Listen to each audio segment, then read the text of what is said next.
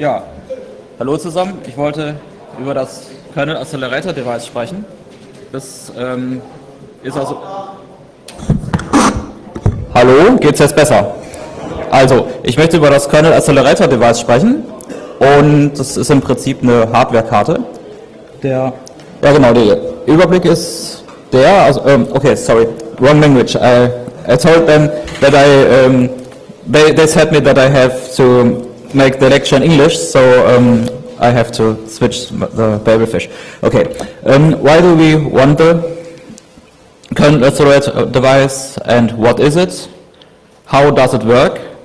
And what is reconfigurable computing? What are Fpgas? And what is the architecture of this KAD? And then I will talk about open source hardware and the KAD project, and the end will be discussion and things like that.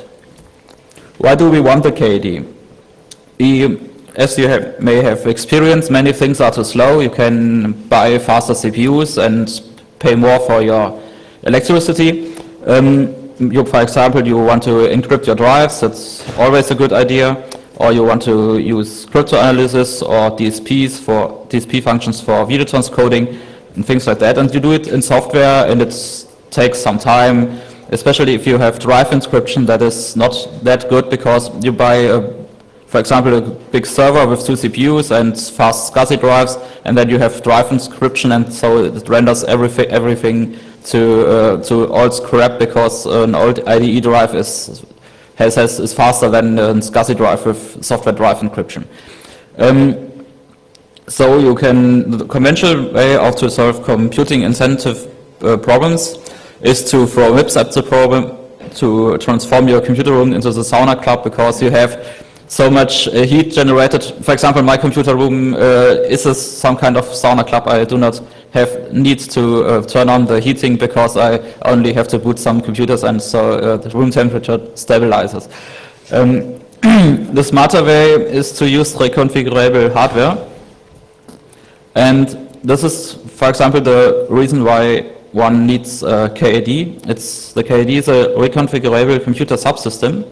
You have user configurable hardware devices that do the computing intensive jobs in hardware in parallel, and it's easy to use as a kernel module because everything that the KAD does is abstracted from the user by means of kernel modules. And it's a piece of open source hardware. It will be a PCI card about this size or smaller. You will see there will be a special design that you can break up, then you can cut away some PCB area, and then you can scale it to a lower cost, but you have less performance. The KAD consists of Fpgas, and it needs obviously HDL code. It's maybe VHDL or Verilog. Both will compile. You need some compiling tools, and these are, sadly, they are only for Windows because the vendors think that Windows is a better OS. I do not think so, but they think so. And do you need special kernel modules to make the KAD usable for the masses? So how does it work? The user wants to do drive encryption, and then she loads a special kernel module that maybe has the name KAD-IS loop or something. The kernel module sets up the communication between the KAD via the PCI bus, and so there's a small PCI bridge in the KAD that we will see later. The kernel module configures the KAD to do the dirty job with firmware precompiled from open source HDL source. So the maintainer of the module compiled the VHDL or Verilog source to a firmware image that is embedded into the kernel module and then loaded into the KAD. Yes, and then the kernel module has only to do some some jobs to transfer data or to set up memory ranges and things like that. So it's quite low CPU load. And the user uses if the user doesn't like to have this kernel modules, he simply unloads the module and then loads another module. So you can say, I want to do drive encryption. No, I do not like drive encryption anymore. I want to do some MPEG transcoding or something. Then you unload your module and load another module to use the hardware resource for other things. So what does reconfigurable computing? Normal computers do the things the old way. For example, you have a little bit of assembler code should be correct. So for example, you add two numbers, you morph a number into A or next number into B, and then you say add, and then you morph the result to A. So you have added A and B from registers, and you have 4 instructions, and depending on the CPU, you have a certain timing. You have needed a certain time depending on the clock cycles needed per instruction. If we do want to add A and B and C and D, we have to execute the program twice. And if we want to add all the things together, we have to execute the program 3 times. So reconfigurable computers do it another way. You have the normal computers do everything in the dimension of time. You need more time to do more things. And the reconfigurable computers program a programmable component, it's the Fpga, to do the things. So they use configured functional units and interconnects. Fpga consists of a routing pool and some CLBs or logic elements that we will see later. And it does everything in parallel, as long as you have space. So if you needed all the space and you want to do extra functionality, you have to put some state machines inside. So you go into the area of a CPU. So you build something like a CPU. But you can scale it on your demands, buy more FPGAs or wait longer. So go back. Okay. If we want to add A and B and C and D, we need twice 3 times the space, and for both additions we need two times the space. So we have to simply place 3 adders, and 2 adders add 2 things, and then the sum is added by a 3rd adder. FPGA means field programmable gate array. Another term Xilinx coined. Xilinx was a company that was with the first companies who invented programmable logic. They called them in former times LCA, logic cell array. I think the name hits it better. You have some logic cells and they form an array. This field programmable, maybe you can program it in a field at the customer or something, okay? But it's not. This term does not hit the point, I think. And this FPGAs consist of logic blocks, and they have different names depending on the manufacturer. Altera calls them logic elements, and they obviously quite something completely different from configurable logic blocks from Xilinx. They are slightly different, but they are roughly the same. And they have programmable routing fabric to connect all the logic blocks.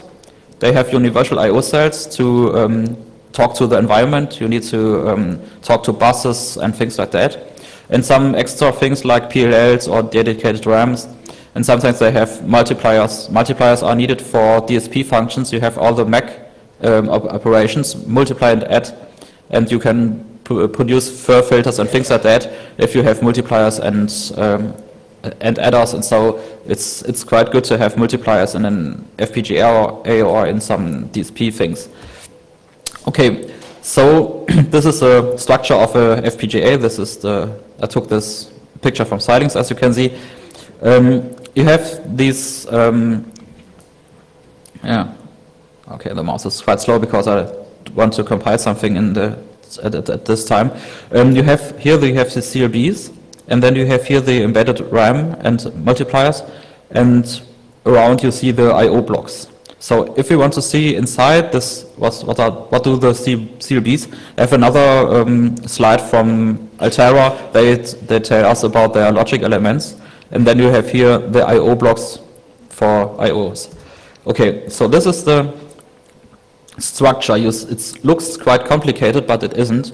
there's something that is not needed, is only needed for, to synchronize the thing to make it faster. For example, the basic elements are this register and the lookup table. Lookup table, you can think of a lookup table as a RAM. You have a RAM, and then you can say I have address lines, and then I have a value stored into the RAM, and you have the output. For example, you have two address lines, and you can write in all combinations, so 0, 1, 1, 0, 0, 0, 1, 1, and then you can fill the memory with 0, 0, 0, 1, and then you have an adder. You have an AND function.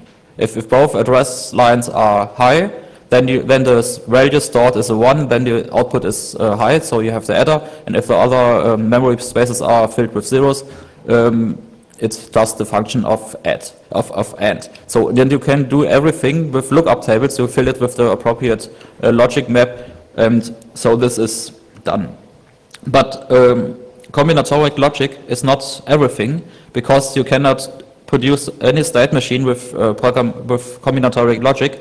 So you need something that has a clock, and that is a register. It's a flip-flop. You say, you put, for example, this looks like a D flip-flop. No, it's programmable. It has several modes. And the thing is you say high at the input, and then there comes the clock signal, and it stays high. Also if you put the input to low. And so you can store things. And with the clock and the inputs and the outputs, you can produce state machines using lookup tables. And this thing is inside such CLBs. Xilinx has 4 of these things inside one CLB. It has some effect on the granularity, because you can fit some things faster if you have certain domains. This is the system view on the KID. You have the userland application. You don't need it everywhere. For drive encryption, you certainly have no user application in, maybe you have something like loose setup or something. Okay. You have the kernel module that configures the Fpga with the firmware, and it supports the Fpga with transfer of data. You have the bus transport, should be PCI. We try to have support for 32 bits, 5 volts PCI, but the problem is that modern FPGAs are 90 nanometers, and so you have the problem that the I/O cells are not compatible with 5 volt I/O, so you have to do level shifters or things like that, and then that complicates the design a little bit and has more cost. Also, another interesting thing would be PCMCIA, to interface directly to this standard. For example, if you have a notebook and you do not want to have it stolen and want your valuable data be stolen, so it would be interesting to have a drive encryption module that is based on PCMCIA, especially you have limited accurate resources, so you do not want to burn CPU power only to encrypt your data. So this would be another thing that one should produce a KID that is some degree smaller, that only does encryption and things like that. So we have the bridge FPGA, and you have the user configurable FPGAs. The bridge FPGA has to do with transport with the PCI bus. It is master capable, so you can write not in memory, and you can write into I/O devices. So an application could be to have a write controller or a write core that says a cheap hard disk controller, okay, I write a stripe to your disk, and then I take the next controller and I write a stripe in the next controller. So this would be a fine application, but it's quite difficult to implement. So you have to do some VHDL coding and to think about the PCI bus and things like that. So this is the hardware of the KID. You have the bridge, you have a reconfiguration engine, and then you have here the PCI bus. The bridge interfaces to Wishbone. Wishbone is a SOIC bus that is made by opencores.org. They have very good cores, and they are always open source. They have different licenses, but they are usable for this project. For example, they have IIS encryption with 128 bits. they have this PCI bridge, they have other nice things. For example, we can use this user FPGA and implement some means of hardware random generator inside it. And then this leads us to another thing. We have here the wishbone bus to intercommunicate with the bridge FPGA, and then we have expansion connectors. So every I/O pin that is not needed for the wishbone bus will be fed to the expansion connector.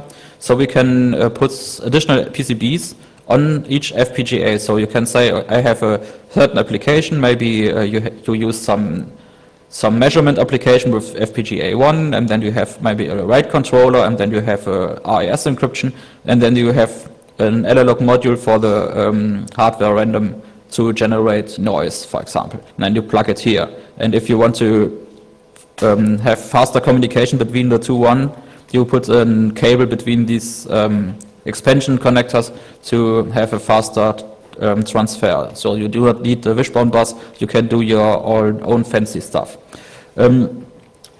Okay, this reconfiguration engine does the following.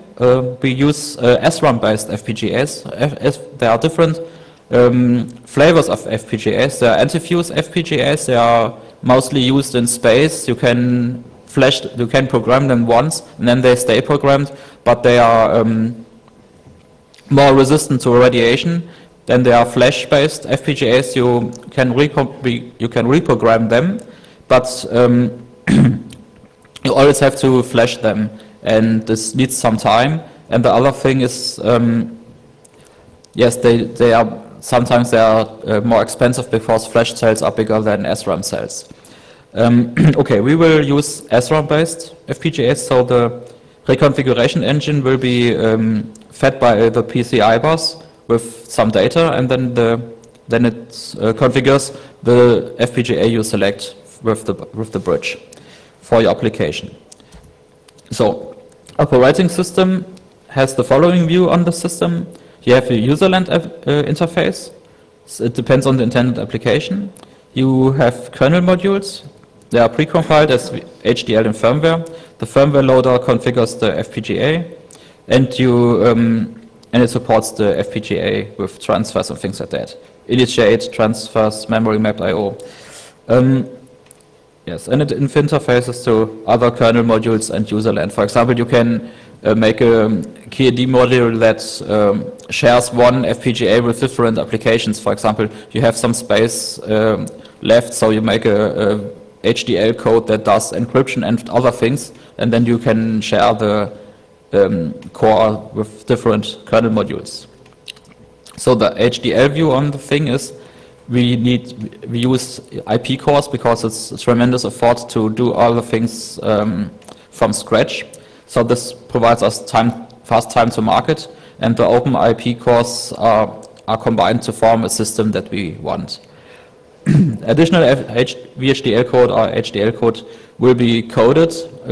We need it for interfacing stuff, for the reconfiguration engine, and for glue logic and things like that. And now there's a question how to compile, fit, and simulate the thing. We use the no-code tools from FPGA vendors, for example, Xilinx and Altera. I have such a tool from Xilinx installed at this machine. I can let me see. Here, this is a tool. For example, you have the. It takes some time. Let me see. It has compiled. Okay. Good. Okay, and then you can load a project and you can compile the thing. But we will see this later. Yes. Okay. We are here. Okay. HDL. Okay. So. Okay, and then about versioning, we will put every HDL firmware block is put together with the kernel module to prevent frustration. For example, if you try to debug such a thing and you do not know if you have the correct firmware image for your kernel module, you will get mad. So every change in the version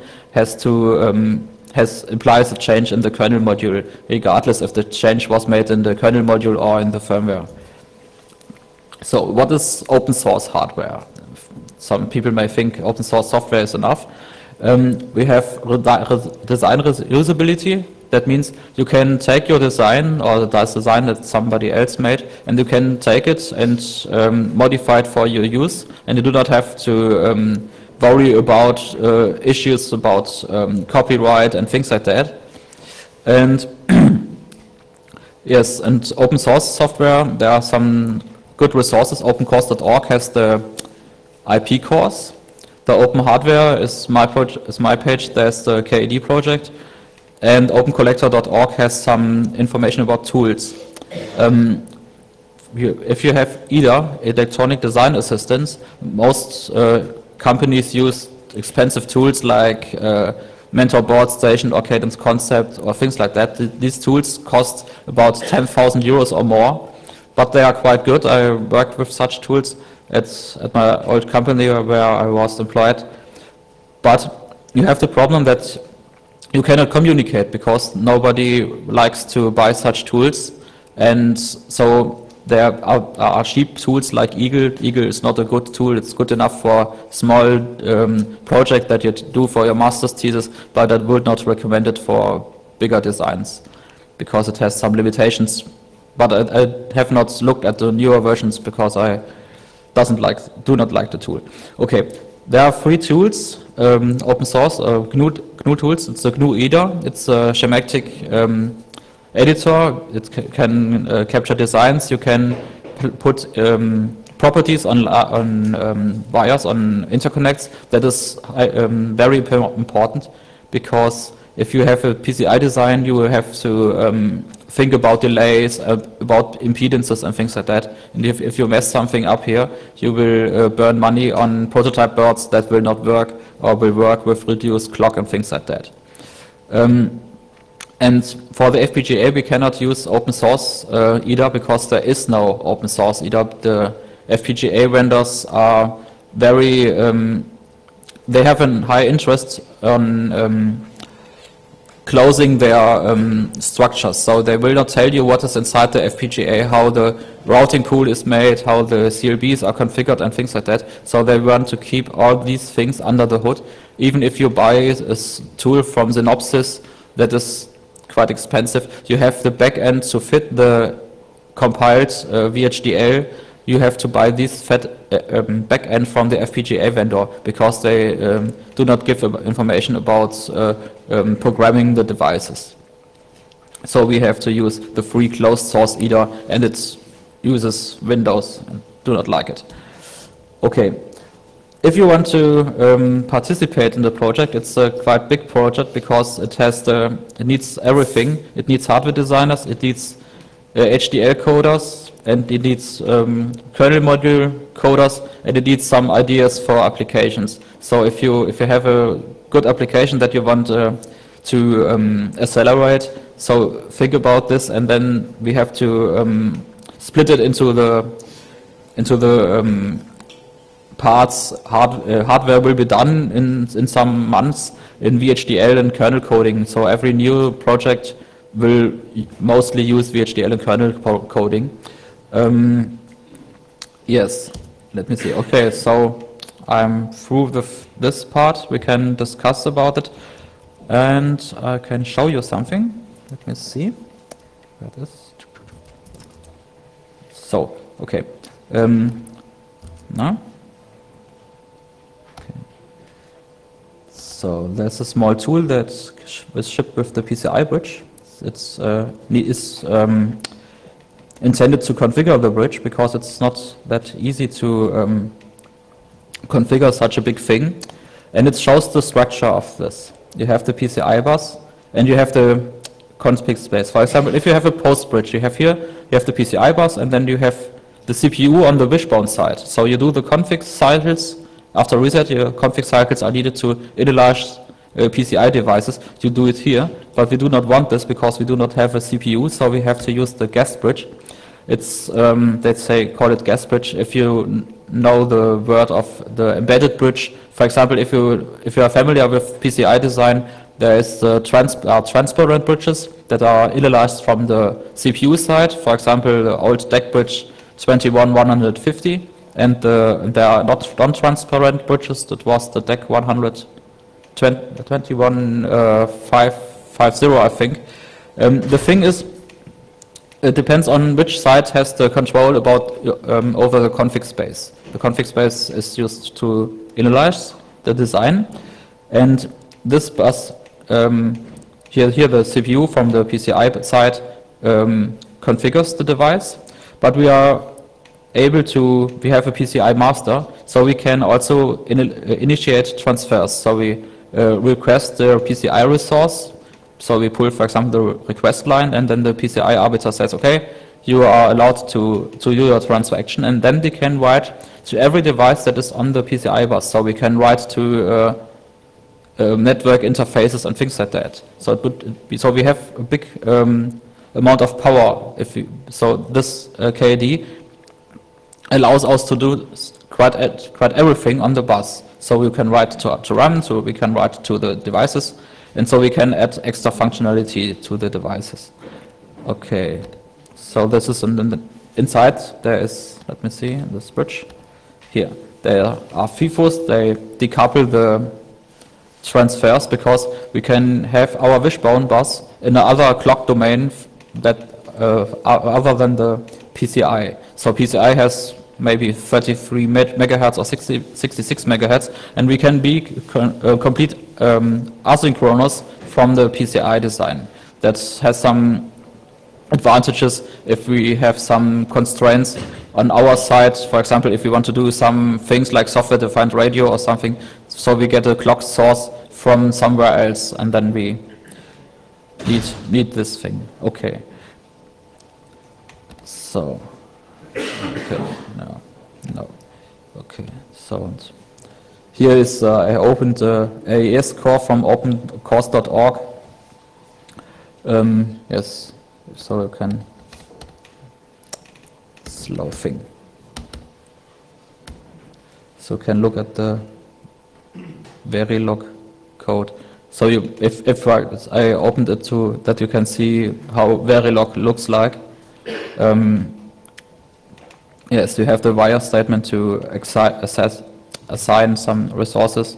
You can define buses and things like that. And yes, but I do not want to go to the IES core. You can look at yourselves. It's at opencourse.org. You can download it and have fun with it. Okay, so I want to discuss about the thing, about the KAD. Yes, what are your ideas, requirements, things like that? What do you like to have?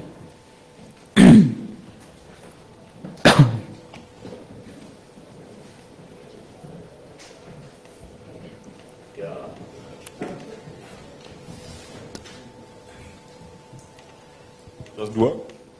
Hello? Jetzt. Okay, yeah, really nice idea, I think.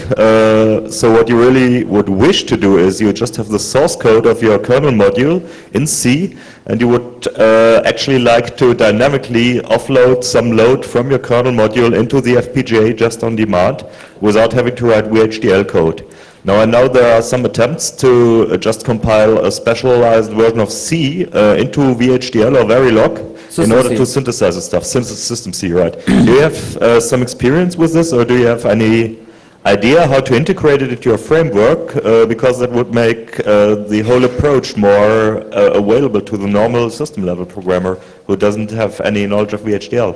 Okay, the problem would be to have the tools to compile. I think this is the biggest problem. But they are freely available now. System C 2.1 you can download after registration and get the source code. Okay, but then you have to do the price and route thing for your FPGA, and then you are grounded. Yeah, the problem is integrating the Windows tools to do the chip layout and all that stuff. But couldn't we just do a way similar to the integration for certain wireless LAN drivers or the integration for certain video codecs by just reusing the Windows DLLs or Windows executables embedded in Linux? I know it's ugly, and I hear wah from the side. But just that would be an approach to just get the whole tool chain to run on Linux and probably to do something dynamically on demand. The problem is that compiling some VHDL, for example, takes some time. It's not the fastest notebook. It has 400 megahertz, and it took, I think, 10 minutes to compile the IIS core. So then you have to do the press and route thing. For example, you say, I have a certain FPGA with this pinning, then you have the wishbone bus at certain pins you have defined, you have a constraints file that you have to use then, and then you say, okay, I have 3 modules that do other things, so I have 3 cores or 4 cores inside one FPGA, and then you have to fit this inside, and then you have to try, no, it does not fit, I have to do it another way around, and have a next try, oh, the device is too small, and things like that. So if you try to fit a design, you can get mad, oh, it doesn't fit, you have the small wrong package, it has the design uses too many IOs or things like that. I think that would be a nice idea, but it's not feasible. Yeah, I was afraid it wouldn't be easy. Another thing is just to enable better communication. Do you think it would be a good idea to put some kind of dual-ported RAM on the PCI board? The FPGAs can access to store data? You have inside the FPGAs, you have some means of you have distributed RAM obviously in the registers in each COB, and then you have these block RAMs. For example, Xilinx is very proud of block RAMs, and there are other vendors that have things like that. Here is it. Okay, you have here these block RAMs, and I think that depending on the architecture, I have to look at the data sheet. They have 32 kilobytes or something. It's enough to build dual-ported RAM. For example, you need dual-ported RAM for the FIFOs inside the bridge, because you have to access them from both sides. So, for example, this bridge configurator, where is it?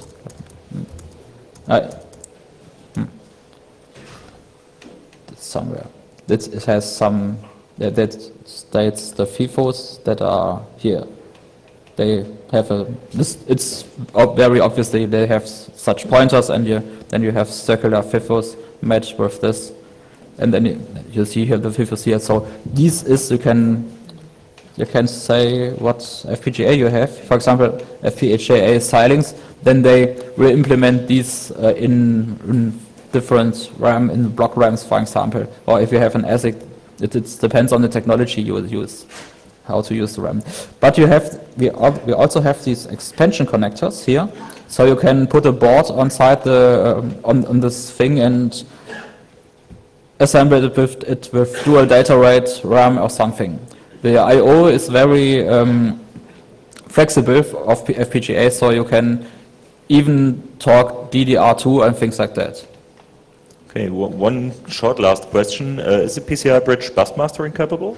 Yes, it is bus master. So that's great. I told it before. So we have the power to write inside a NIC or a SCSI controller and things like that. So finally I could put my CPU in the FPGA and disable the damn Pentium that's on site. Yes, but you can, Xilinx sells their quite expensive Vertex things. They have a small power PC, I think a 405 or something. But they are quite expensive. If you have enough money, you can buy the biggest Vertex and have 2 or 4 power PCs and can install some glue logic. But I think these kind of FPGA cards are bought by agencies to decrypt things, and so I think it's too expensive for our application. I think we use cheap FPGAs. So we focus on the CLB price. So we say which FPGA has the most CLBs for the money, and then we put a lot of them on the board. Yeah, but you could just fit an OpenRISC 1200 core inside, yes. And what do I know to put half a dozen of Spartan 3 parts with 1 million gates each, and they are $12 a piece, I think. So you could build quite a nifty CPU on top of it. Yes, you can download open source RISC processors with 32 bits. There are some at opencourse.org, but you will waste some space, I think. And if you can buy a Pentium 4 or an Opteron, I think you will use the Opteron and not some core that you have fitted inside the FPGA. But this is not as much fun, of course. Yes, you can do everything if you like. Yes.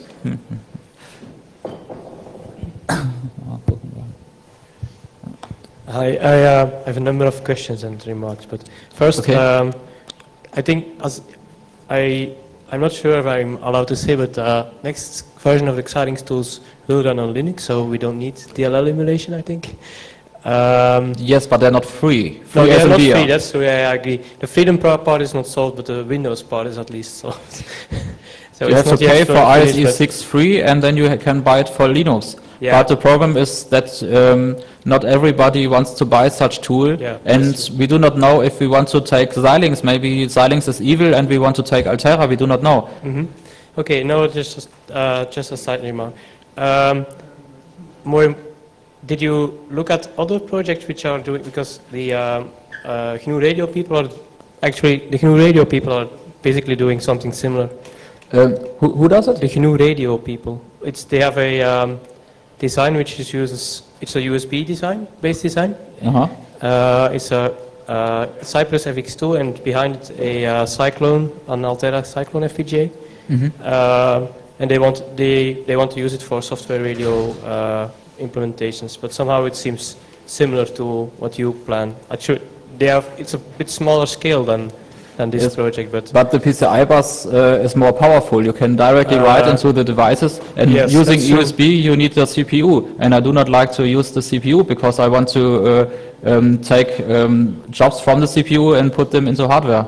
Yeah, sure, but I still think it might be a useful starting point as a test platform to just evaluate the idea and do some development on an existing board before jumping into doing a new hardware design. If you want to play with FPGAs, you can buy, for example, I bought this little thing also. It costs, I think, roughly $100. It's from Xilinx, but they cheaped heavily on shipping. And then you get it. You get a US power supply, and you are in Europe, so you have to throw it into crap.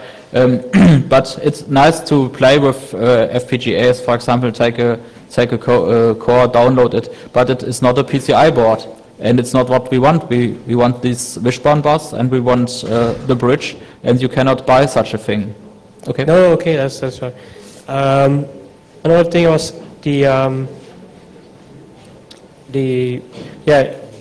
You already said which type of FPGA you want to use, so okay, that's fine.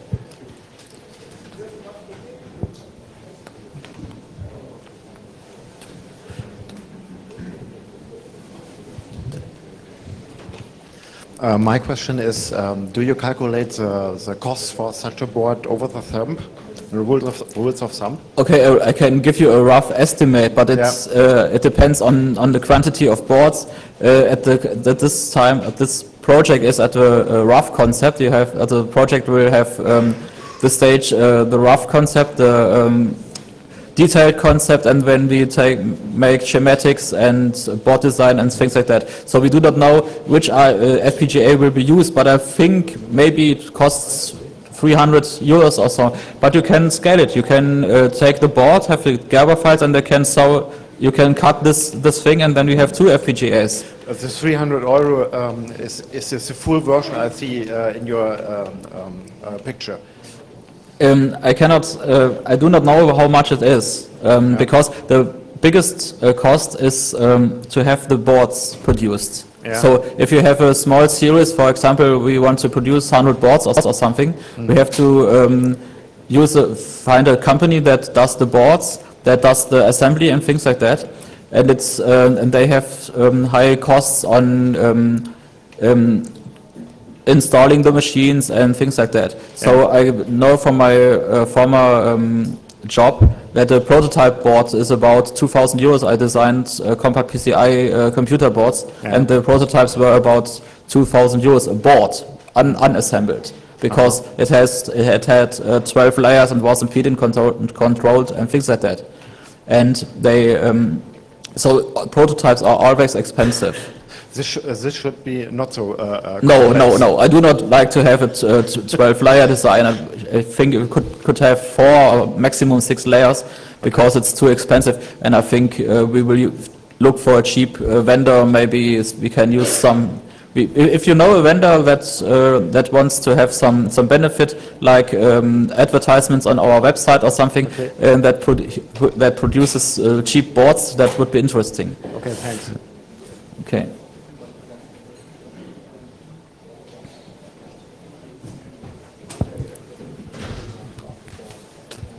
When talking about prices, what are the costs for a single FPGA you're thinking about putting on this card? Depends on the size, of course. I talked to Xilinx some months ago. They told me something about 10 euros for 200,000 cell thing, like the Spartan 3 with the 200 number on the with the 200 number, but it's not fixed because we do not know which FPGA we want to use.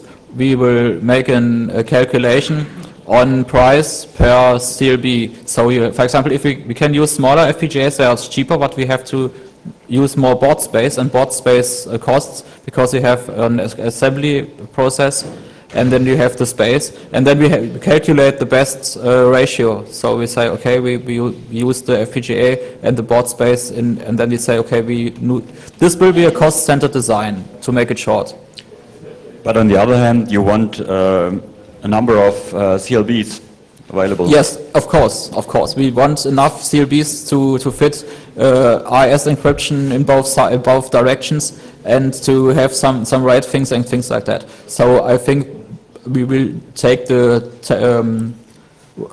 yes, how is it called, the device? I compiled something for this. Let me see, how is it called? This was a TriSSC XCS 1000 thing. I tried to compile the IES core for this, just to have a look at this. Okay. Yes.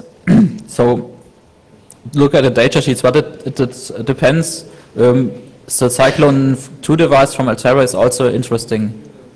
So it depends. So we do not know which device we take, if we go to Xilinx or we go to Altera or some other company. So another limiting factor is the bus speed, the 66 megahertz, or is it possible to clock the FPGAs faster? The FPGAs, as I stated before, the design is asynchronous to the PCI bus. It has FIFOs, so we can be much faster on our wishbone side. We will implement the wishbone bus, and let me see, where is it? There's some structure, architecture, somewhere. No. Let me see.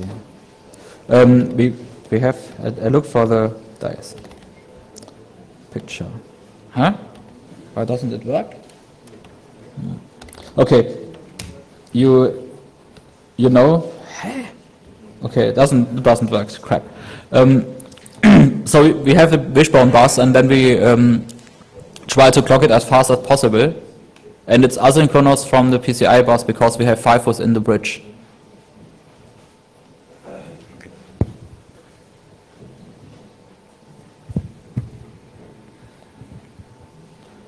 Okay, some other questions? What about time? Okay. There's already evaluation boards out there for FPGAs. Yes, there are also devices. You can buy some PCI boards from I think Insight. They are a distributor of Xilinx. You can buy such boards, but they are not the same because you do not have this wishbone bus, and the wishbone bus is needed because we want to put the open cores from opencores.org and simply plug them onto our bus. So it's easier. Yes. Okay.